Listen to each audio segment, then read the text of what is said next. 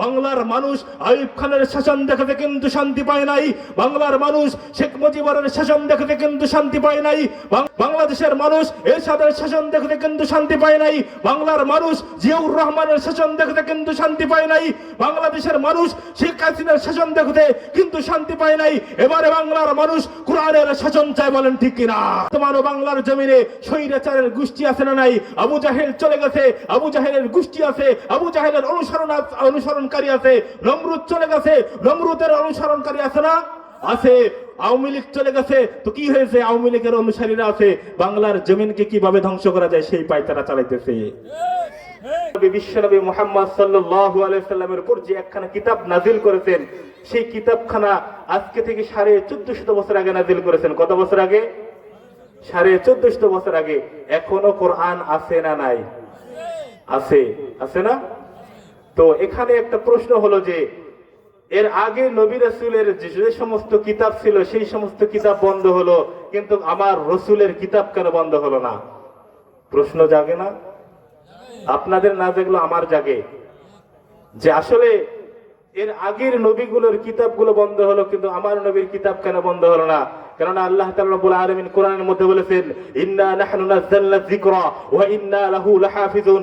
আমি আল্লাহ তাআলা কোরআনকে নাজিল করেছি, পৃথিবীর বুকে পাঠাইছি, আমি আল্লাহ তাআলা এই কোরআনের হেফাজতের দায়িত্বে রয়েছি, বলেন সুবহানাল্লাহ। আসসালামু আলাইকুম ওয়া রাহমাতুল্লাহি ওয়া বারাকাতুহু। আলহামদুলিল্লাহ الحمد لله نحمده ونستعينه ونستغفره ونعوذ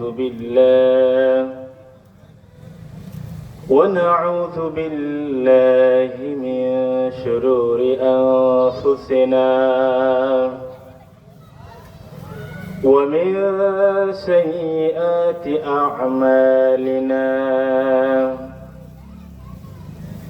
من يهده الله فلا مضل له ومن يضلله فلا هادي له.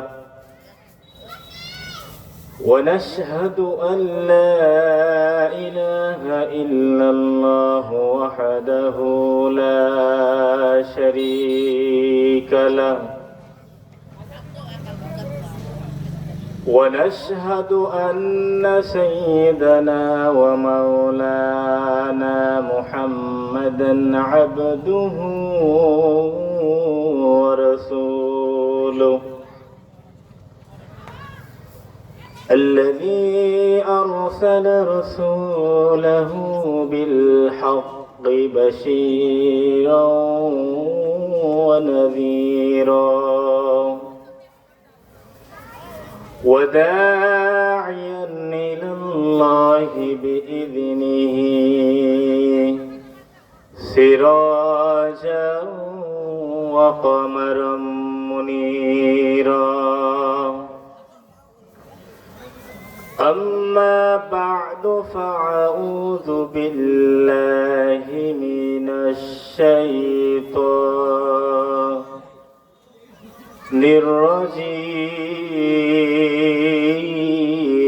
الرجيم.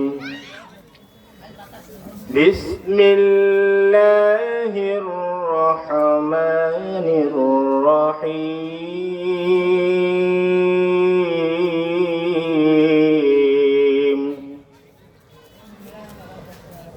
إنا نحن نزلنا الذكر وإنا له لحافظون.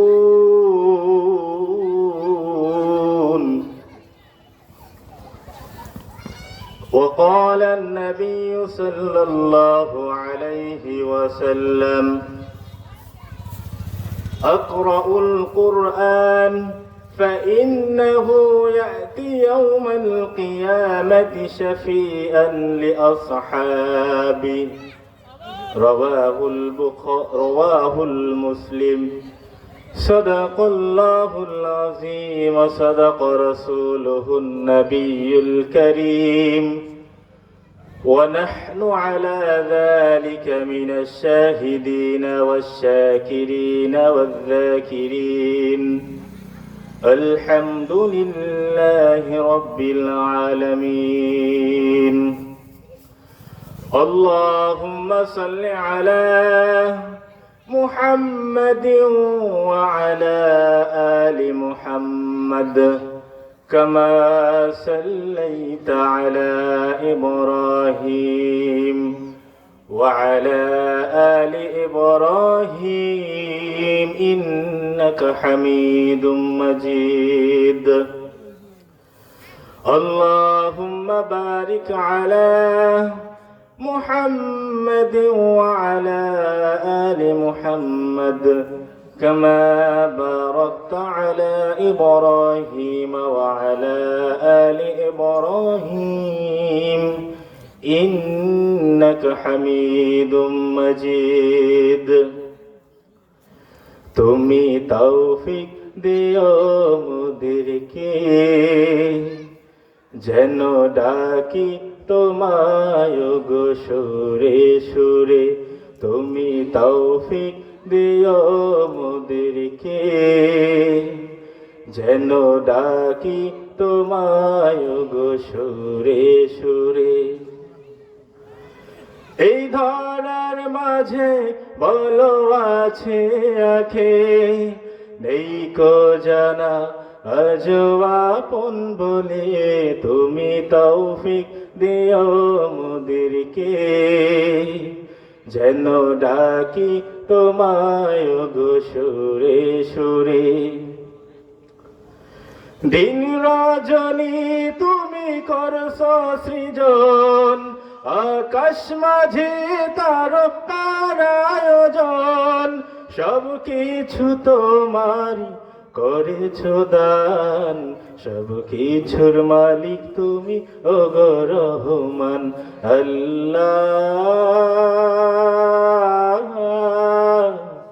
আল্লাহ তুমি তৌফিক দিও মোদেরকে যেন ডাকি তোমায় গো সুরে সুরে তুমি তৌফিক দিও মোদেরকে যেন ডাকি তোমায় গো সুরে সুরে আলহামদুলিল্লাহ মহান আল্লাহ তাআলার দরবারে লাখো কোটি শুকরিয়া যিনি মহান আল্লাহ তাআলা রব্বুল আলামিন আপনাকে আমাকে ভালোবেসে মোহাব্বত করে আল্লাহ তাআলার একটি পবিত্র স্থান একটি পবিত্র মাজলিসে আসার এবং বসার কিছু কথা বলা শোনার তৌফিক দান করতেছেন বা করবেন ওই আল্লাহ তাআলার দরবারে লাখ কোটি শুকরিয়া আদায় করি সকলে বলুন আলহামদুলিল্লাহ এবং সংক্ষিপ্ত দরুদ পাঠ করি মানবতার দূত মুক্তির দূত আপনার আমার প্যার নবী বিশ্ব নবী যেনাকে সৃষ্টি করবেন বিধায় আপনাকে আমাকে আসমান জমিন পাহাড় পর্বত নদী নালা খালবিল চন্দ্র সূর্য সমস্ত কিছু সৃষ্টি করেছেন সেই রসুলের শানে সংক্ষিপ্ত দরুদ পাঠ করি সকলে বলুন সাল্লাল্লাহু আলাইহি ওয়াসাল্লাম আমার সর্বপ্রথম কথা হলো যে যারা পিছনে বসে আছেন একটু সামনে আসলে পরিবেশটা সুন্দর দেখা যায় হাদিসের মধ্যে আছে যে যেইখানে ইসলামের কথা কোরআনের কথা হাদিসের কথা বলা হয় সেই জায়গার মধ্যে যেরকম ভাবে রহমতের ফেরেশতা নাজিল হয় ঠিক সেরকম ভাবে শয়তানরাও উপস্থিত হয় ঠিক কিনা যেখানে ভালো আছে সেখানে খারাপ আছে যেখানে আলো আছে সেখানে অন্ধকারও আছে ঠিক কিনা সব জায়গার মধ্যে ভালো নাই সব জায়গার মধ্যে আবার খারাপ নাই একটা এলাকার প্রতিটা মানুষ খারাপ হয় না আবার একটা এলাকার প্রতিটা মানুষ ভালোও হয় না ঠিক কিনা ঠিক তো এই জায়গার মধ্যে রহমতের ফেরেশতারা সর্বপ্রথম আসার পর এই জায়গাটাকে রহমত দ্বারা বেষ্টন করে নেয় ঘিরে নেয় কি করে নেয় ঘিরে নেয় আল্লাহ কোরআনের মধ্যে বলেছেন وَإِذَا قُرِئَ الْقُرْآنَ فَاسْتَمِعُوا لَهُ وَأَنصِتُوا لَعَلَّكُمْ تُرْحَمُونَ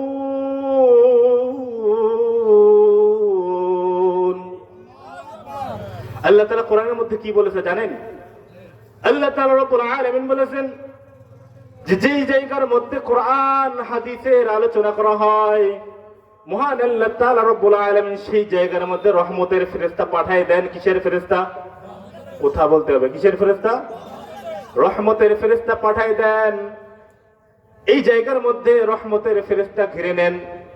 নেওয়ার পর আল্লাহ তাআলার দরবারে ফিরে যান। আল্লাহ তাআলা জিজ্ঞাসা করেন, হে ফেরেশতারা, আমার বান্দা আমার কাছ থেকে কি চায়? তখন ফেরেশতারা জবাবে বলেন যে আল্লাহ, আপনার ফেরেশতারা আপনার কাছে চায়, তাদের গুনাহ মাফ চায়, তারা রহমত চায়। কি চায়? যে তারা গুনাহ মাফ চায়, রহমত চায়, জান্নাত চায়, মাফ চায়। তাহলে এই জায়গাটা কি খারাপ জায়গা? জান্নাতের একটা বাগান বলা হয়, যেখানে কোরআন এবং হাদিস বিষয়ে আলোচনা করা হয়। সেটা সাধারণ কোনো জায়গা না। এটা হয়তো গতকালকে একটা ফাঁকা মাঠ ছিল, কিন্তু বর্তমানে এটা একটা জান্নাতের বাগান। বলেন সুবহানাল্লাহ। তাহলে এই জায়গার মধ্যে কি সবাই আসতে পারবে? জান্নাত কি সবাই পাবে? চাইলে কি জান্নাত পাওয়া যায়? জান্নাত যাকে আল্লাহ দিবে সে পাবে, ঠিক কিনা? তাহলে এই জায়গার মধ্যে জান্নাতের বাগান, জান্নাতের বাগানের মধ্যে পরিবেশ করা আর জান্নাতের বাগানের মধ্যে ঢুকাটা এত সোজা না। আল্লাহ যেই ব্যক্তিকে ভালোবাসবে, যেই ব্যক্তিকে পছন্দ করবে, সেই ব্যক্তিকে জান্নাতের ভিতরে ঢুকাবে, ঠিক কিনা? আপনার আর আমার মতো হাজারো মানুষ ঘুরতেছে, বাড়ির মধ্যে সময় নষ্ট করতেছে, কিন্তু এখানে আসতে পারে নাই। তাহলে বোঝা যায় যে তাদেরকে মহান আল্লাহ তাআলা কবুল করে নাই। আপনাকে আমাকে কবুল করছে বিধায় এখানে আসতে পেরেছি। সম্মানিত উপস্থিতি, আজকের মাহফিল ডোমার কৃষি ফার্ম এর শ্রমিক বৃন্দ ও সোনারায় জামির বাড়ি বড় হুজুর পাড়া যুব সমাজের উদ্যোগে হলদি বাড়ি সানি ইকরামিয়া মাহবুবিয়া ও মুজাম্মিলিয়া ৭৬তম মাহফিল ইসলে সওয়াব। তো এটা আমরা সেই ছোটবেলা থেকে দেখে আসছি যে এই অনুষ্ঠানটা, এই ইসলে সওয়াবটা হয়। আল্লাহ তাআলা রব্বুল আলামিন প্রতি বছর করার তৌফিক দান করে সকলে বলেন আমিন। সম্মানিত উপস্থিতি, মহান আল্লাহ তাআলা রব্বুল আলামিন পৃথিবীর বুকে একটা কিতাব নাজিল করে দিয়েছেন। সেই কিতাবটার নাম কি? আল কোরআন। পৃথিবীতে বিভিন্ন প্রকার গ্রন্থ, বিভিন্ন প্রকার কিতাব, বিভিন্ন প্রকার বই আছে, আছে না? আছে। এবং কি রাসূল সাল্লাল্লাহু আলাইহি সাল্লামের পূর্বে যে সমস্ত নবী রাসূলকে পাঠাইছিলেন তাদের উপর কোরআন নাজিল হয়েছিল না? হয়েছিল। কিন্তু সেই সমস্ত নবীরা পৃথিবী থেকে বিদায় নেওয়ার পরে পরে তাদের কিতাবগুলো বন্ধ হয়েছে না? কিন্তু আমার নবী বিশ্ব নবী মুহাম্মদ সাল্লাল্লাহু আলাইহি সাল্লামের উপর যে একখানা কিতাব নাজিল করেছেন, সেই কিতাবখানা আজকে থেকে 1450 বছর আগে নাজিল করেছেন। কত বছর আগে? 1450 বছর আগে। এখনো কোরআন আছে না নাই? আছে, আছে না? তো এখানে একটা প্রশ্ন হলো যে এর আগে নবী রাসূলের যে সমস্ত কিতাব ছিল সেই সমস্ত কিতাব বন্ধ হলো, কিন্তু আমার রসুলের কিতাব কেন বন্ধ হলো না? প্রশ্ন জাগে না? আপনাদের না জাগলো আমার জাগে, যে আসলে এর আগের নবীগুলোর কিতাবগুলো বন্ধ হলো, কিন্তু আমার নবীর কিতাব কেন বন্ধ হলো না? কারণ আল্লাহ তাআলা রব্বুল আলামিন কোরআনের মধ্যে বলেছেন, ইন্না নাহনু নাযালনা যিকরা ওয়া ইন্না লাহু লাহাফিজুন। আমি আল্লাহ তাআলা কোরআনকে নাজিল করেছি, পৃথিবীর বুকে পাঠাইছি, আমি আল্লাহ তাআলা এই কোরআনের হেফাজতের দায়িত্ব রয়েছে। বলেন সুবহানাল্লাহ। তাহলে এর আগের যে সমস্ত কিতাব ছিল হয়তো এরকম কথা ছিল, কিন্তু আল্লাহর কোরআন, যেই কোরআন নবীর উপর, বিশ্ব নবীর উপর নাজিল হয়েছেন, এই কোরআনের দায়িত্ব আল্লাহ তাআলা নিজেই নিয়েছেন। আল্লাহ তাআলা নিজেই নিয়েছেন। আল্লাহ তাআলা রব্বুল আলামিন কোরআনের মধ্যে বলেছেন, ইন্না নাহনু নাযালনা যিকরা ওয়া ইন্না লাহু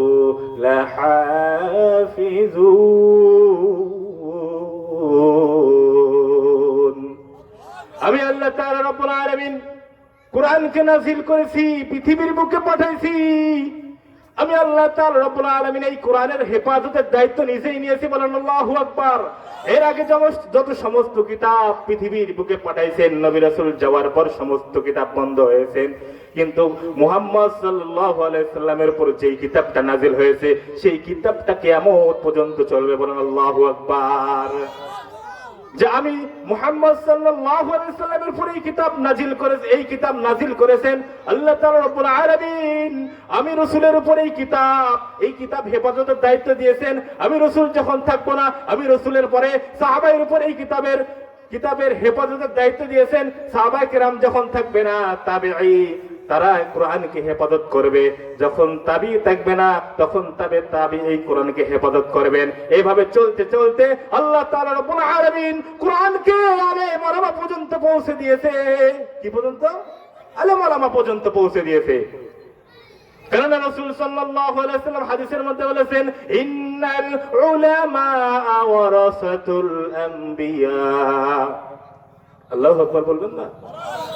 যে আমি নবী রাসূল যখন থাকবো না, পৃথিবীর বুকে যখন সাহাবা থাকবে না, তাবিঈ থাকবে না, তবে তাবিঈ থাকবে না, কেউ থাকবে না, তখন আমার দায়িত্ব, আমার যে সমস্ত দায়িত্ব আছে সেই সমস্ত দায়িত্ব আলেম ওলামা পালন করবে। কে পালন করবে? রাসূল সাল্লাল্লাহু আলাইহি ওয়াসাল্লাম 1450 বছর আগে এই কোরআনের দাওয়াত দিয়েছে, ইসলামের দাওয়াত দিয়েছে। এই কোরআনের দাওয়াত দিতে গিয়ে, ইসলামের দাওয়াত দিতে গিয়ে কাফেরদের হাতে জুলুম নির্যাতনের শিকার হয়েছিল কিনা? হয়েছিল না? রক্তাক্ত হয়েছে, কারাগারে গিয়েছে। রাসূল সাল্লাল্লাহু আলাইহি ওয়াসাল্লামের চাচা আবু জাহেল, কে? আবু জাহেল, কথা বলতে হবে, কে ছিল? আবু জাহেল। আল্লাহ তাআলা রব্বুল আলামিন সূরা আনফালের 30 নম্বর আয়াতের মধ্যে বলেছেন, ইয়া রাসূলুল্লাহ সাল্লাল্লাহু আলাইহি ওয়াসাল্লাম, আপনি ইসলামের দাওয়াত দিচ্ছেন, কালিমার দাওয়াত দিচ্ছেন, আপনার চাচা আবু জাহেল দারুন নাজওয়া সংসদের মধ্যে আলোচনা করতেছে আপনাকে কিভাবে দেশ ছাড়া করা যায়, এলাকা ছাড়া করা যায়, কিভাবে আপনাকে শাস্তির মধ্যে অন্তর্ভুক্ত করা যায়, কারাগারের মধ্যে বন্দী করা যায়, এই সমস্ত পায়চারা চালাইতেছে। কি চালাইতেছে? যে রাসূল সাল্লাল্লাহু আলাইহি ওয়াসাল্লাম ইসলামের দাওয়াত দিতেছে, কোরআনের দাওয়াত দিতেছে, হক কথা বলতেছে, এই জন্য তার চাচা দারুন নাজওয়া সংসদের মধ্যে আইন পাশ করতেছে কিভাবে রাসূলকে, কিভাবে মুহাম্মদকে দেশ ছাড়া করা যায়, এলাকা ছাড়া করা যায়, জুলুমের কারাগারে বন্দী করা যায়। যে সমস্ত আলেম ওলামা বর্তমান সময়েও কোরআনের দাওয়াত দিবে, হক কথা বলবে, ইসলামের দাওয়াত দিবে, রাসূলের সুন্নাহর কথা বলবে, সেই সমস্ত আলেম ওলামাকে কারা বন্দী করা হবে, ঠিক কিনা? এই কথা 1450 বছর আগে আল্লাহ বলে গেছেন। আল্লাহ কোরআনের মধ্যে বলেছেন না? তো রাসূলও তো কারাগারের মধ্যে বন্দী হয়েছে, রাসূলও তো এলাকা ছাড়া হয়েছে, রাসূলও তো জুলুমের কারাগারের মধ্যে বন্দিত, নির্যাতিত হয়েছে। তো বর্তমান আলেম ওলামা বন্দী হলো তো কি হয়েছে? এই কোরআন আর 1450 বছর আগের কোরআন এক কোরআন। যদি রাসূল এই কোরআনের কথা বলতে গিয়ে, হক কথা বলতে গিয়ে নিজের শরীর থেকে রক্ত ঝরাইতে পারে, বর্তমান আলেম ওলামা এই কোরআনের কথা বলতে গিয়ে, হক কথা বলতে গিয়ে নিজের রক্ত দিয়ে, নিজের প্রাণ দিয়ে কোরআনকে হেফাজত করে। বলেন ঠিক কিনা? মুসলমান সিংহের জাতি, মুসলমান বাঁচলে 1 ঘন্টা বাঁচবে সিংহের মতো, মুসলমান বিড়ালের মতো 1000 বছর বাঁচতে চায় না, ঠিক কিনা? যারা চেয়েছিল 1000 বছর বাঁচবে, যারা চেয়েছিল ক্ষমতা 41 সাল পর্যন্ত চালিয়ে যাবে, তারা আজকে কোথায় আছে? ক্ষমতার বাহাদুরি থাকে কারো? ক্ষমতার বাহাদুরি থাকতে পারে না। তোমার থেকে ক্ষমতা ফেরাউনের বেশি ছিল, তোমার থেকে ক্ষমতা নমরুদ হামানের বেশি ছিল, তারাও বেশি দিন পৃথিবীতে টিকতে পারে না, ঠিক কিনা? কথা বলতে হবে, ঠিক কিনা? তাহলে তোমার ক্ষমতা কিসের ক্ষমতা দেখাও? তুমি কিসের ক্ষমতা পৃথিবীতে দেখাও? ক্ষমতাতে একমাত্র আল্লাহর। কার? আল্লাহর। দুনিয়া, আল্লাহর সমস্ত কিছু, একমাত্র ক্ষমতা থাকবে আল্লাহর। আপনাকে কিছুক্ষণের মধ্যে পুতুল খেলার জন্য আপনাকে পৃথিবীতে পাঠাইছে, পুতুল খেলার আর বেশি বাড়াবাড়ি করিয়েন না, ঠিক কিনা? কিসের বাড়াবাড়ি, কিসের ক্ষমতার বড়াই? ক্ষমতা তো থাকবে একমাত্র আল্লাহর। তোমাকে তো কিছুক্ষণের জন্য পৃথিবীতে পাঠাইছে, কিসের ক্ষমতা দেখাও তুমি?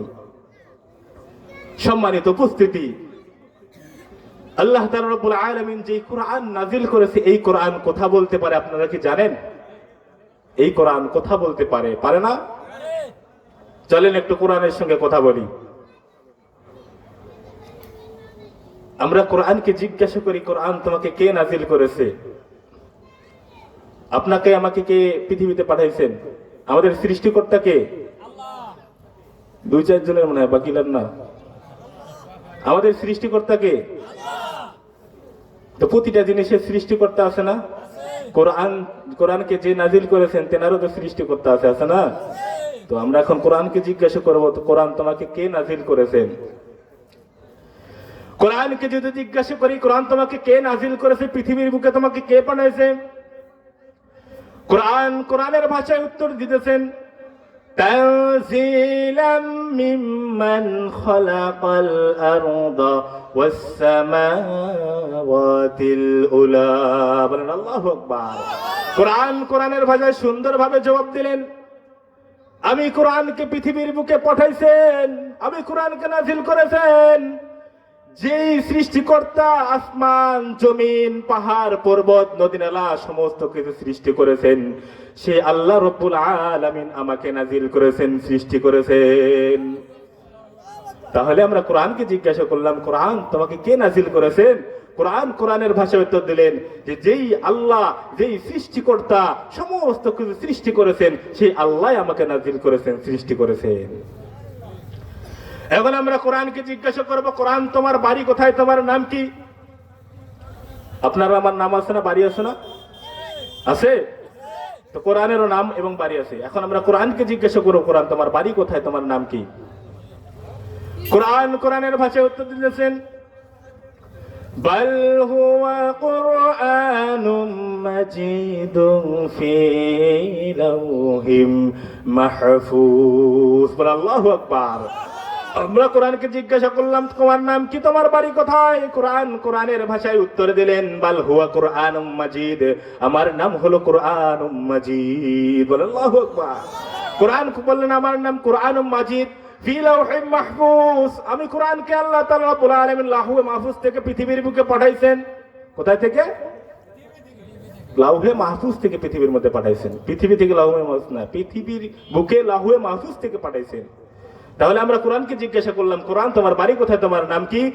কোরআনের ভাষায় বললেন, বাল হুয়া কুরআনুম মাজিদ ফি লাওহিম মাহফুজ। এখন আমরা কোরআনকে বলবো, কোরআন তোমাকে কার উপর নাজিল করেছে? আপনাকে তো বলা হবে আপনার পিতার নাম কি, ঠিক কিনা? বলবে না? অন্য কোনো জায়গায় যদি আপনি নতুন জায়গায় যান, আপনাকে বলবে যে তোমার পিতার নাম কি, তুমি কোথায় থেকে আসছো, তোমার বাবার নাম কি, বলে না? এখন আমরা কোরআনকে বললাম, তোমাকে কার উপর নাজিল করেছে? কোরআনের মধ্যে বলে, কোরআনের ভাষায় বলতেছে, ওয়া আমিনু বিমা নুজিলা আলা মুহাম্মাদিন ওয়া হুয়াল হাক্কু মির রাব্বিহিম।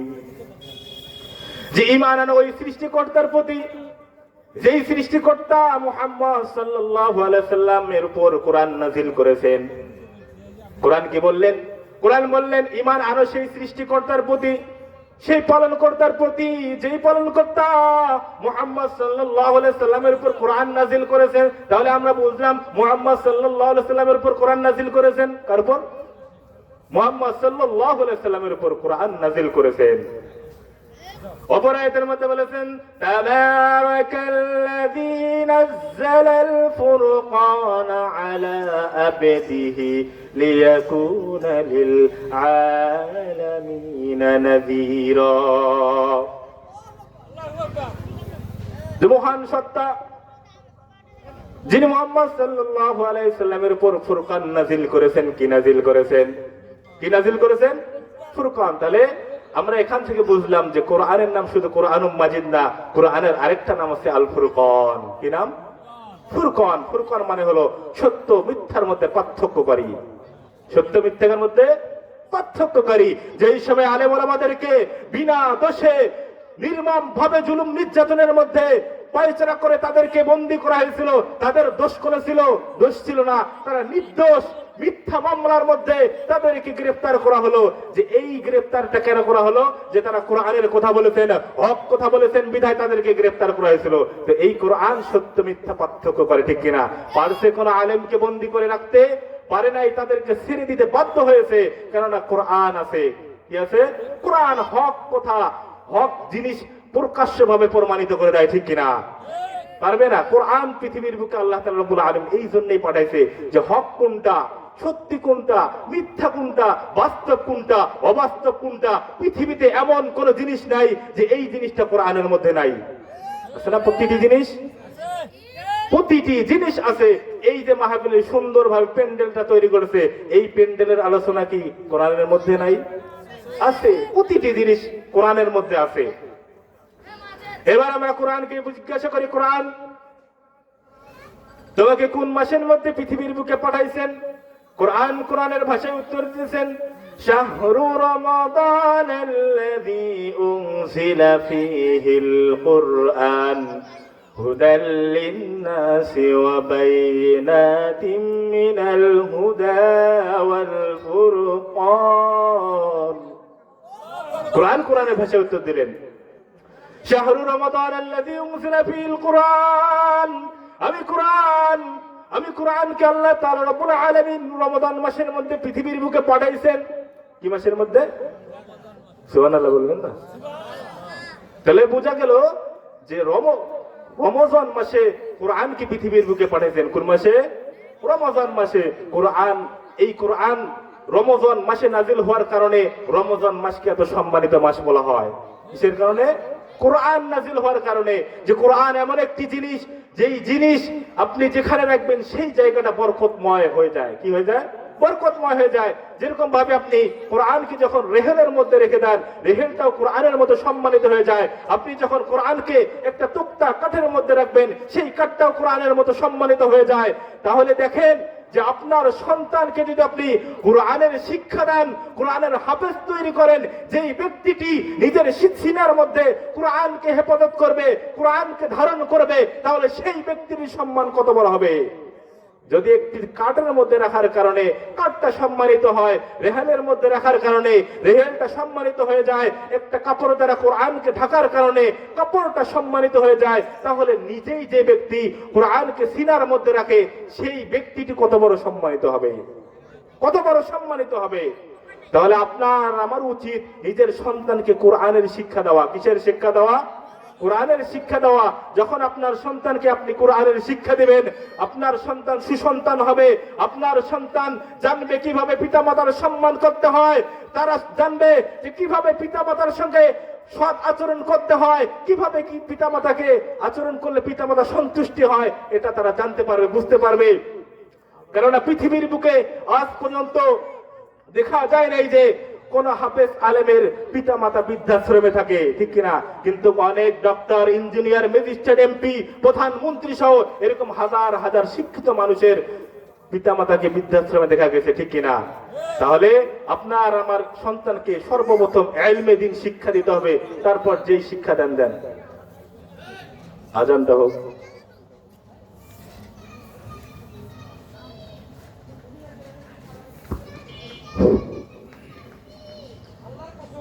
আল্লাহু আকবার, আল্লাহু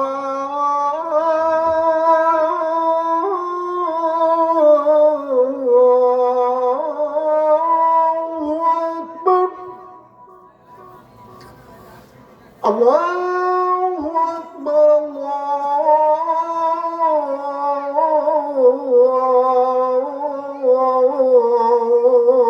আল্লাহু আকবার। أشهد أن لا إله إلا الله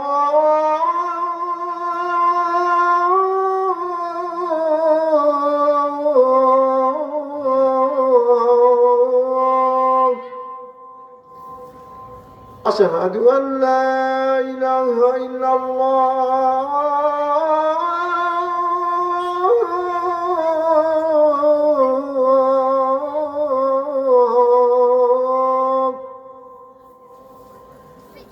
أشهد أن محمد رسول الله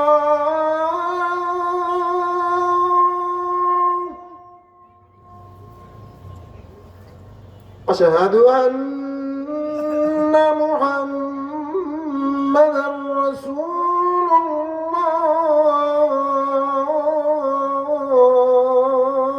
الله حي على الصلاة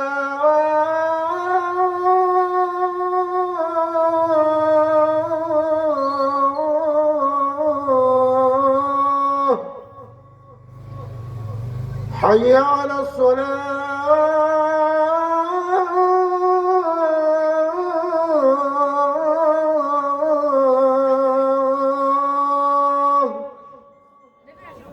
حي على الفلاح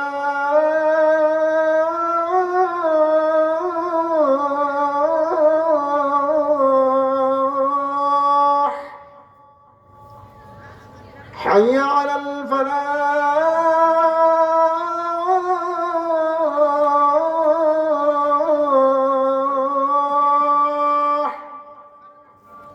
الله أكبر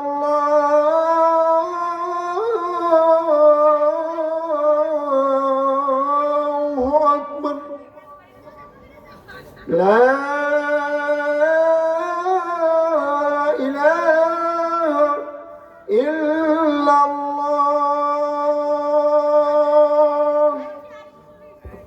নামাজ কবে 7:30 মানে 25 শেষ হয়ে যাবে 20 শেষ হয়ে যাবে। সম্মানিত উপস্থিতি, তাহলে আমাদের আলোচনা ছিল যে সন্তানকে এলমে দিন শিক্ষা দিতে হবে। কি দিন শিক্ষা দিতে হবে? এলমে দিন শিক্ষা দিতে হবে। তাহলে আমাদের এলমে দিন শিক্ষা দেওয়ালে ফায়দা কি হবে? যে পিতামাতা অমানুষ হবে না। পিতামাতা যে এলমে দিন শিক্ষা দিলে আপনার সন্তান অমানুষ হবে না, আপনার সঙ্গে খারাপ আচরণ করবে না। কি আচরণ করবে না? খারাপ আচরণ করবে না। কারণ আল্লাহ তাআলা রাব্বুল আলামিন কোরআনের মধ্যে বলেছেন, ওয়াকাদা রাব্বুকা আল্লা তা'বুদু ইল্লা ইয়্যাহু ওয়া বিল ওয়ালিদাইনি ইহসানা। আল্লাহ তাআলা কোরআনের মধ্যে বলেছেন, আমি মহান আল্লাহ তাআলা রাব্বুল আলামিন যেই সমস্ত বিধিবিধান তোমাদের উপর ফরজ করেছি, সেই সমস্ত বিধিবিধান পালন করার পর সর্বপ্রথম যেই ব্যক্তির ইবাদত করতে হবে সেটা হলো পিতামাতা। তাহলে আল্লাহ তাআলার ইবাদত করার পর যেই সমস্ত বিধিবিধান আল্লাহ ফরজ করেছেন, সেই সমস্ত বিধিবিধান পালন করার পর সর্বপ্রথম আল্লাহ তাআলা বলেছেন পিতামাতার খেদমত করো, পিতামাতার সঙ্গে সৎ আচরণ করো। আল্লাহ তাআলা বলতেছেন যে আমার ইবাদত করার পর আমি যদি কোনো জিনিসকে ফরজ করতাম তাহলে পিতামাতার ইবাদত করাটা ফরজ করতাম। বলেন সুবহানাল্লাহ। তাহলে পিতামাতার খেদমত করতে হবে, পিতামাতার সঙ্গে সৎ আচরণ করতে হবে। এমন কোন আচরণ করা যাবে না যে পিতামাতা কষ্ট পায়, পিতামাতা অন্তরের মধ্যে আঘাত পায়। কারণ হাদিসের মধ্যে রাসূল সাল্লাল্লাহু আলাইহি ওয়াসাল্লাম বলেছেন, রিজাল রব্বি ফি রিজাল ওয়ালিদি ওয়া সাখাতুর রব্বি ফি সাখাতিল ওয়ালিদি। রাসূল সাল্লাল্লাহু আলাইহি ওয়াসাল্লাম বলেছেন যে আল্লাহ তাআলা রব্বুল আলামিন বলেন যে পিতামাতার সন্তুষ্টি আমি আল্লাহ তাআলার সন্তুষ্টি, পিতামাতার অসন্তুষ্টি আমি আল্লাহ তাআলার অসন্তুষ্টি। তাহলে আপনি যদি আল্লাহ তাআলাকে সন্তুষ্ট করতে চান, সর্বপ্রথম কাকে সন্তুষ্ট করতে হবে? পিতামাতাকে সন্তুষ্ট করতে হবে। কাকে? পিতামাতাকে সন্তুষ্ট করতে হবে। সম্মানিত উপস্থিতি, আলোচনা আগাই। আমরা যদি কোরআনকে জিজ্ঞাসা করেন, তুমি কোন রাত্রির মধ্যে পৃথিবীর বুকে এসেছো? কোরআনের ভাষায় উত্তর দিতেছেন, ইন্না আনজালনাহু ফি লাইলাতুল কদর। কোরআনকে জিজ্ঞাসা করলাম, কোরআন তোমাকে কোন রাত্রির মধ্যে পৃথিবীর বুকে পাঠাইছেন? কোরআনের ভাষায় বললেন, ইন্না আনজালনাহু ফি লাইলাতুল কদর, যে আমি কোরআনকে মহান আল্লাহ তাআলা রব্বুল আলামিন পৃথিবীর বুকে লাইলাতুল কদরের রাত্রিতে পৃথিবীর বুকে পাঠাইছেন। বলেন সুবহানাল্লাহ। কোন রাত্রির মধ্যে? লাইলাতুল কদরের রাত্রির মধ্যে। যেই রাত্রির মধ্যে আমল করলে হাজার রাত্রির আমল করার চেয়ে বেশি সওয়াব দেন, সেই রাত্রি হলো লাইলাতুল কদরের রাত। এই রাত এত সম্মানিত হলো কালে কোরআন নাজিল হওয়ার কারণে। একটু আগে উদাহরণ দিলাম যে কোরআন এমন একটি জিনিস যেই জায়গার মধ্যে রাখেন না কেন সেই জায়গাটাই সম্মানিত হয়ে যায়। রমজান মাসের মধ্যে নাজিল হয়েছে, রমজান মাস সম্মানিত হয়েছে। লাইলাতুল কদরের রাত্রির মধ্যে নাজিল হয়েছেন, লাইলাতুল কদরের রাত সম্মানিত হয়েছেন। তাহলে যদি নিজের সিনের মধ্যে রাখা হয় তাহলে নিজে কত সম্মানিত হব, নিজের পিতামাতা কত সম্মানিত হবে। একবার ভেবে দেখে। অনেকে বলে যে হুজুররা কেন রাজনীতি করে, হুজুররা কেন রাজনীতি নিয়ে কথা বলে। ওয়াজের মঞ্চে গেলে শুধু রাজনীতির আলাপ, রাজনীতি ছাড়া কোনো আলাপ নাই। হুজুররা কেন রাজনীতি করে? হুজুররা তো নামাজ পড়াবে, মাদ্রাসা পড়াবে, হুজুরের দর মসজিদ পর্যন্ত। এরকম কথা বলে না? বলে। কোরআনের মধ্যে রাজনীতি আছে না? আল্লাহ তাআলা রাব্বুল আলামিন কোরআনের মধ্যে বলেছেন, এই কোরআনের মধ্যে এমন কোন জিনিস নাই যে এই কোরআনের মধ্যে পাবেন না। রাজনীতি, সামাজিক নীতি, সংসদ নীতি, রাষ্ট্রনীতি, সমস্ত নীতি এই কোরআনের মধ্যে আছে। পৃথিবীর বুকে যদি প্রতিটি দেশকে কোরআন দ্বারা পরিচালিত করা হইতো, কোরআনের আইন চালু করা হইতো, তাহলে পৃথিবীর মধ্যে কোনো অন্যায় হইতো না। পৃথিবীর মধ্যে কোনো অন্যায় হইতো না। পৃথিবীতে এমন ভাবে চলতো, পৃথিবী শুধু শান্তিময় সুখময় ভাবে চলতো। কিন্তু কোরআনের আইন বাস্তবায়ন করার কথা বললেই হাতের মধ্যে হাতের মধ্যে হ্যাঙ্কার লাগা হয়। কি লাগা হয়? হ্যাঙ্কার লাগা হয়। আমি বলতে চাই, বাংলাদেশের মধ্যে যত সমস্ত দল আছে তারা কি হিন্দু না মুসলমান? মুসলমান না? প্রতিটি দলের লিডার গুলো মুসলমান। তাহলে বাংলার জমিনে কেন কোরআন দ্বারা কোরআনের আইন শাসন করা হয় না? কোরআনের আইন চালু করা হয় না? সংসদে কেন কোরআনকে রাখা হয় না? কিসের জন্য রাখা হয় না? আমি তো এটা প্রশ্ন করতে চাই যে বাংলার প্রতিটি দলের নেতাগুলো মুসলিম, তারা তো হিন্দু না। তারা যদি বিধর্মী হতো মেনে নেওয়া যাইতো।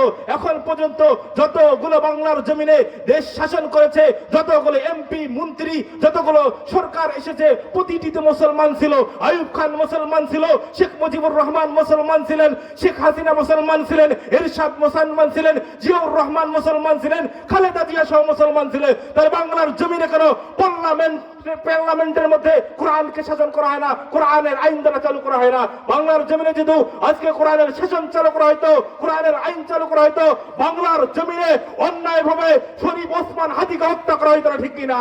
আজকে বাংলার জমিনে শরীফ ওসমান হাদি, যিনি শেখ হাসিনাকে বাংলার জমিন থেকে পিটানোর জন্য অনেক অনেক অবদান রেখেছে, সেই সন্তানকে, সুসন্তানকে, বীর সন্তানকে প্রকাশ্য রাস্তার মধ্যে গুলি করে আগামীকালকে সে পৃথিবীর শেষ নিঃশ্বাস ত্যাগ করে পৃথিবী ছেড়ে চলে গেছে। কিসের জন্য? সে চাইছিল বাংলার জমিন কোরআনের জমিন হবে। সে চাইছিল বাংলার আসমান, জমিন, পাহাড়, পর্বত, আকাশ, বাতাস কোরআনের আইন চালু হবে। বাংলার আইন চালু হবে কোরআন দ্বারা। বাংলার জমিন আল্লাহু আকবারের ধ্বনিতে সকাল শুরু হয়, আল্লাহু আকবারের ধ্বনিতে সন্ধ্যা হয়। সেই বাংলার জমিনে কারো কোরআনের আইন চালু করা হবে না। তার এইটাই ছিল অপরাধ। বাংলার জমিন হবে কোরআনের জমিন, এই অপরাধ তার। তিনি চাইছিল বাংলার জমিনে কোনো নাস্তিক থাকবে না। তিনি চাইছিল বাংলার জমিন হবে কোরআনের জমিন, এটাই হলো তার অপরাধ। এক ডাইনি, যিনি 17 বছর বাংলার জমিনে এত অপব্যবহার করেছে, আলেম ওলামাদের উপর নির্যাতন করেছে, সে বাংলার জমিন থেকে চলে যাওয়ার পর চুপ নাই। সে পায়চারা চালাইতেছে। সে পায়চারা চালিয়েছে যে কিভাবে বাংলাদেশকে ধ্বংস করা যায়, কিভাবে বাংলাদেশ থেকে বীর সন্তানগুলোকে ধ্বংস করা যায়। সে পায়চারা চালাইতেছে। দেশে আগুন লাগাইয়া জনতার জ্বালাইয়া সাইরা চইলা গেছে ঢাকা। গণভবনটা এখন ফাঁকা, বুবুরে গণভবনটা এখন ফাঁকা। দেশে আগুন লাগাইয়া জনতার জ্বালাইয়া ছাইরা চইলা গেছে ঢাকা। গণভবনটা এখন ফাঁকা, বুবুরে গণভবনটা এখন ফাঁকা। ভাই সামনে আর বাড়ে না। তুমি অধিকারে বললে কথা, বলেছিলে রাজাকার, আসলে বুবু তুমি ছিলে বড় একটা স্বৈরাচার। তুমি অধিকারের বললে কথা, বলেছিলে রাজাকার, আসলে বুবু তুমি ছিলে বড় একটা স্বৈরাচার। তোমার নাইকো শরম লাজ, তুমি বড়ই নাটকবাজ। তোমার নাইকো শরম লাজ, তুমি বড়ই নাটকবাজ। কাহুয়া ডাকে নায়ার কাকা। গণভবনটা এখন ফাঁকা, বুবুরে গণভবনটা এখন ফাঁকা। ডাইনি রে গণভবনটা এখন ফাঁকা, ঠিক না? গণভবনটা ফাঁকা না? কাহুয়া কাকা করতো। এত শয়তান ছিল, এত বড় শয়তান ছিল। উস্কানিমূলক কথা বলতো, আলেম ওলামাদেরকে গ্রেফতারের কথা বলতো। ক্ষমতা থাকে না, একটু আগে আমি বলেছিলাম ক্ষমতা চিরদিন থাকে না। ক্ষমতার বাহাদুরি করে লাভ নাই। তোমরা বলেছিলে 41 সাল পর্যন্ত বাংলার জমিন শাসন করবে, 24 সালের আগেই চলে গেছে, ঠিক কিনা? কিসের ক্ষমতা, কিসের বাহাদুরি, কিসের অহংকার? ক্ষমতা হবে একমাত্র কার? আল্লাহর। আল্লাহ ছাড়া পৃথিবীর বুকে কারো ক্ষমতা নাই। ক্ষমতার বড়াই করে কোনো লাভ নাই।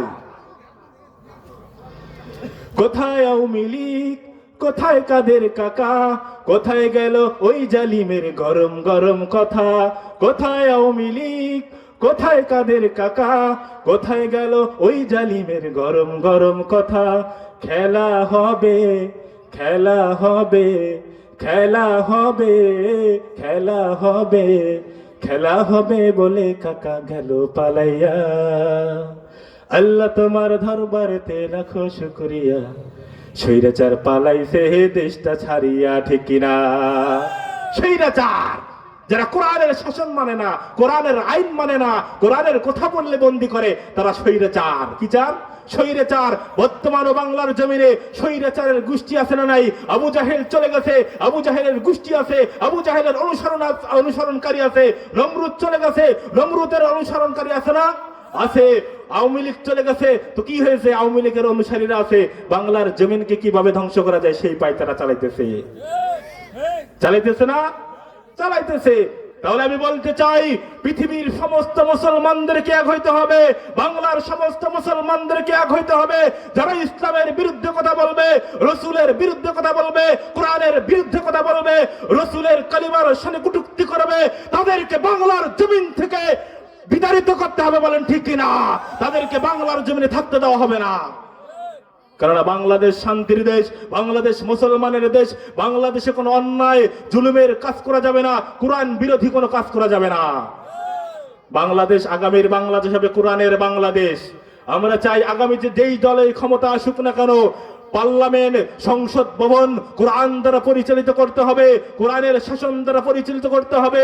বাংলার মানুষ আইয়ুব খানের শাসন দেখাতে কিন্তু শান্তি পায় নাই, বাংলার মানুষ শেখ মুজিবুরের শাসন দেখাতে কিন্তু শান্তি পায় নাই, বাংলাদেশের মানুষ এরশাদের শাসন দেখতে কিন্তু শান্তি পায় নাই, বাংলার মানুষ জিয়াউর রহমানের শাসন দেখতে কিন্তু শান্তি পায় নাই, বাংলাদেশের মানুষ শেখ হাসিনার শাসন দেখতে কিন্তু শান্তি পায় নাই। এবারে বাংলার মানুষ কোরআনের শাসন চায়। বলেন ঠিক কিনা? তাহলে আমরা আগামীতে যেই দলের ক্ষমতা আসুক না কেন, তাদেরকে বলে দিব যে আপনি যদি কোরআন দ্বারা বাংলার জমিন শাসন করতে পান, তাহলে আপনি ভোটের জন্য আসবেন। ঠিক কিনা? নতুবা আমরা ভোট দিব না।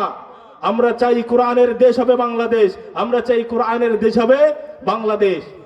তাহলে অবশ্যই তাদেরকে বলে দিব, যেই দলে হোক না কেন, আমি কোন দলের নাম ধরে কোন দলকে উদ্দেশ্য করে বলবো না, যেই দলে আসুক না কেন, যেই দলে আসুক না কেন, তাদেরকে বলবো যে পার্লামেন্টে কোরআনের আইন চালু করতে হবে, কোরআনের আইন চালু করতে হবে। কারণ বাংলার মানুষ চাই কোরআনের আইন। যদি কোরআনের আইন বাংলার জমিনে থাকতো, তাহলে বাংলার জমিনে প্রকাশ্য হত্যা হতো না, চাঁদাবাজি হতো না, জুলুমবাজি হতো না, সুদখোর থাকতো না, ঘুষখোর থাকতো না, থাকতো না। আজকে যদি কুম্বারের ডাঙ্গার মধ্যে একজন চোরকে ধরে পুরা ডোমারবাসীর মধ্যে এলান করে দিত যে অমুক জায়গার মধ্যে কোরআনের আইন চালু করে চোরকে শাস্তি দেওয়া হবে, চোরের শাস্তি হলো চোরের হাত কেটে দেওয়া। যদি প্রকাশ্য ভাবে এই কুম্বারের ডাঙ্গার মধ্যে একজন চোরের হাত কেটে দেওয়া হইতো, তাহলে ডোমার থেকে কেন, ডোমারের পার্শ্ববর্তী যত সমস্ত এলাকা আছে তারা চুরি করে বন্ধ করে দেবে। বলেন ঠিক কিনা? তাদেরকে নিষেধ করব, যাদেরকে নিষেধ করব, যে যারাই বিচার করবে তারাই তো হলো এক নাম্বার চোর। ঠিক কিনা? কাকে বিচারে দিব আমি? যাকে বিচারে দিব সেই তো হলো এক নাম্বার চোর। যে বিচার করে সেই তো এক নাম্বার চোর। তাহলে চোরের হাত কিভাবে কাটবে? সর্বপ্রথম তো তার হাত কাটা যাবে। কাকে বিচারে দিবেন আপনি? যাকে বিচারে দিবেন সেই তো চুরি করে, সেই তো 5 কেজি চাল 2.5 কেজি বানায় দেয়, সেই তো 10 কেজি গমকে 5 কেজি বানায় দেয়। ঠিক কিনা? ঠিক না? একজন ব্যক্তি শেখ মুজিবুরের বাড়ি গিয়েছিল, সে শাক লাগাইছিল বাড়ির মধ্যে, এই শাক নিয়ে গেছে শেখ মুজিবুরের বাড়ি। কার বাড়ি? শেখ মুজিবুরের বাড়ি গিয়েছিল, 2 তলা উপরে। তো এই ব্যক্তি শখ করে দিয়েছে যে প্রথম শাকটা আমি শেখ মুজিবুর রহমানকে খাওয়াবো। তো সেখানে যাওয়ার পর শেখ মুজিবুর রহমান খুব খুশি হয়ে, যে ব্যক্তি শাক নিয়ে গেছে সেই ব্যক্তি চলে আসছে, নিচে চলে আসছে। তো শেখ মুজিবুর রহমানের যে পিয়নটা ছিল, পিয়নটাকে খুশি করে বলছে যে এই 20 টাকা অমুক ব্যক্তিকে দাও। তো ওই ব্যক্তিটি 2 তলা থেকে 1 তলা আসছে, ওই পিয়নটা 2 তলা থেকে 1 তলা এসে 20 টাকাকে 10 টাকা দিয়েছে ওই ব্যক্তির হাতে। কার হাতে? যে ব্যক্তিটি শাক দিয়েছে শেখ মুজিবুর রহমানকে। তো এই ব্যক্তি এই 10 টাকা নিয়ে শেখ মুজিবুরের কাছে গিয়ে বলছে, হুজুর আমি তো আপনার কাছে টাকা নিব না, আমি তো আপনাকে খুশি করে শাক দিয়েছি, তো নেন আপনার 10 টাকা। শেখ মুজিবুর রহমান 10 টাকা হাতে পেয়ে বলতেছে, আমি দিলাম 20 টাকা, এই 20 টাকা 1 তলা নামতে হয়ে গেল 10 টাকা। তাহলে পার্লামেন্টে যেই সমস্ত আইন চালু করা হয়, 1 লক্ষ টাকা যদি চালু করা হয়, তাহলে আমাদের সোনারায় আস্তে আস্তে কত টাকা হবে? কত টাকা থাকবে? টাকা থাকবে। তাহলে দেশের সরকার চায় উন্নতি হোক, কিন্তু চামচারা চায় অবনতি হোক। ঠিক কিনা? তাহলে কাকে বিচার দিবেন আপনি? যাকে বিচার দিবেন সেই তো বড় চোর। ঠিক না? ঠিক। সম্মানিত উপস্থিতি, মহান আল্লাহ তাআলা রব্বুল আলামিন কোরআন নাজিল করেছেন মানুষের হেদায়েতের জন্য। কিসের জন্য? হেদায়েতের জন্য তারা জানে যে যারা চোর ডাকাত বেঈমান তারা জানে এই কোরআন হেদায়েতের জন্য পৃথিবীর বুকে পাঠাইছেন। আমরা যদি সংসদ ভবনের মধ্যে কোরআনের আইন চালু করি তাহলে তো আমরা চুরি ডাকাতির হাজানি করতে পারবো না। তারা জানে কিন্তু কিন্তু মানে না। আবু জাহেলে জানতো কোরআন সত্যি, রাসূল সত্যি, জানতো না? জানতো। আল্লাহ তাআলা রব্বুল আলামিন কোরআনের প্রথম পৃষ্ঠার মধ্যে বলেছেন, যালিকাল কিতাবু লা রাইবা ফীহি হুদাল লিল মুত্তাকিন। পৃথিবীর বুকে যত বড় লেখক হোক না কেন, যতই বড় কবি হোক না কেন, বই লেখার পর, গ্রন্থ লেখার পর প্রথম নাম্বার পৃষ্ঠার মধ্যে লিখে দেয় যে এই বইয়ের মধ্যে যদি কোনো প্রকার ভুলভ্রান্তি হয় তাহলে আপনার ক্ষমার দৃষ্টিতে দেখবেন। কিসের দৃষ্টিতে? ক্ষমার দৃষ্টিতে। যত বড় লেখক হোক না কেন প্রথম পৃষ্ঠার মধ্যে এটা লেখা থাকে। কিন্তু আমার আল্লাহ তাআলা রাব্বুল আলামিন কোরআনের প্রথম পৃষ্ঠার মধ্যে লিখে দিয়েছেন, যালিকাল কিতাবু লা রাইবা ফীহি হুদাল লিল মুত্তাকিন, যে ইহা এমন একটি কিতাব, যালিকাল কিতাব লা রাইবা ফীহি, ইহার মধ্যে কোনো সন্দেহ নাই, কোনো ভুল নাই। বলেন সুবহানাল্লাহ।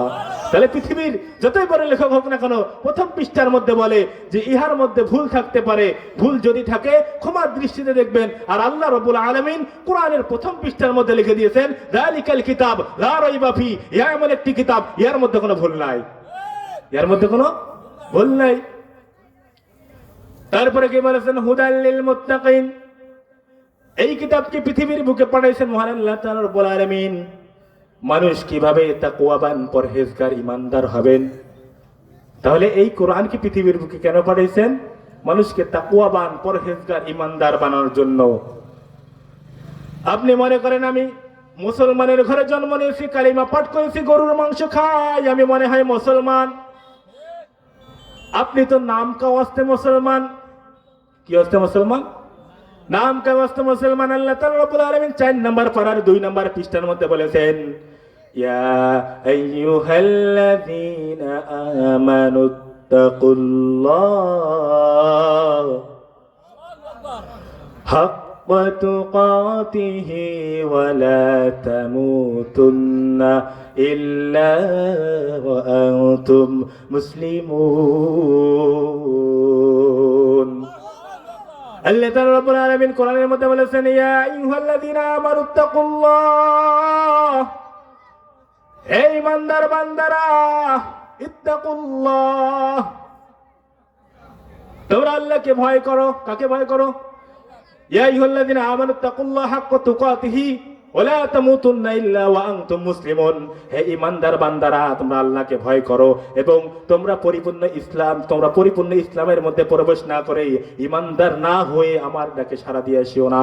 তাহলে আল্লাহ তাআলা রব্বুল আলামিন প্রথমে বলেছেন ইয়া আইয়ুহাল্লাযীনা আমানু, হে ঈমানদার বান্দারা। পরে কি বললেন? যে তোমরা পরিপূর্ণ ইসলামের মধ্যে দাখিল না হয়ে, তোমরা পরিপূর্ণ ঈমানদার না হয়ে আমার ডাকে সাড়া দিয়ে আসিও না। তাহলে বোঝা যাচ্ছে যে কালিমা পড়লে, মুসলমানের ঘরে জন্ম নিলে, গরুর মাংস খাইলে মুসলমান হওয়া যায় না।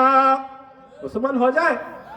তাহলে আপনার আর আমার ঈমানকে পরিপূর্ণ মজবুত করতে হবে। আল্লাহ তাআলা রাব্বুল আলামিন সূরা মুমিনের 1 নম্বর এবং 2 নম্বর আয়াতের মধ্যে বলেছেন, ক্বাদ আফলাহাল মুমিনুনা আল্লাযীনা হুম আলা সালাতিহিম খাশিউন। আল্লাহু আকবার। আল্লাহ তাআলা রাব্বুল আলামিন সূরা মুমিনের 1 নম্বর পৃষ্ঠার 1 নম্বর আয়াতের মধ্যে বলেছেন, ক্বাদ আফলাহাল মুমিনুন, সফলকাম মুমিন তো হলো তারা, আল্লাযীনা হুম আলা সালাতিহিম খাশিউন, যারা তাদের নামাজের মধ্যে খুশু খুঁজে পায়। কি খুঁজে পায়? খুশু খুঁজে পায়, তারাই হলো সফলকাম মুমিন। আর আপনি আর আমি যখন নামাজের মধ্যে